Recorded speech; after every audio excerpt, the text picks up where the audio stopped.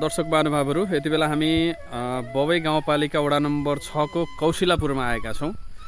विशेष गरी अहिले चाडपर्व नजिकिँदै गर्दाखेरि हजारी फुलको चाहिँ समय छ।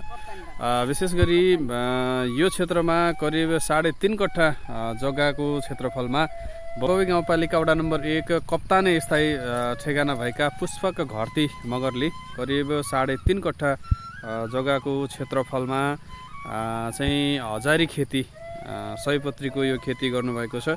यो फुल अहिले बेच्नको लागि पूर्ण रूपमा तयार भएको अवस्था छ र चाहिँ यदि तपाईहरुलाई विवाह पूजा लगायत चाडपर्वको अवसरमा चाहिँ सयपत्री फुलको आवश्यकता पर्यो भने बबई गाउँपालिका वडा नम्बर 6 को यो कौशिलापुरमा चाहिँ सम्पर्क गर्न सक्नुहुन्छ।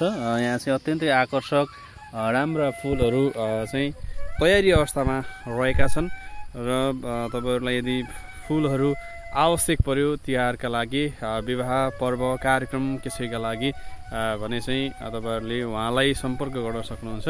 र यो युवाहरूले चाहिँ विदेशी नै क्रम चलिरहेका बेला पुष्पक घरतीले गर्नुभएको यो सराहनीय कार्यको प्रशंसा गरौँ भनेर आजको यो भिडियो हामीले तयार पारेका छौँ। भिडियो कस्तो लाग्छ, जस्तो लाग्छ त्यस्तै सल्लाह सुझाव अनि प्रतिक्रिया दिनुहोला र सयपत्री फुल चाहियो भने बबई गाउँपालिका वडा नम्बर 6 मा सम्पर्क गर्नुहोला है त।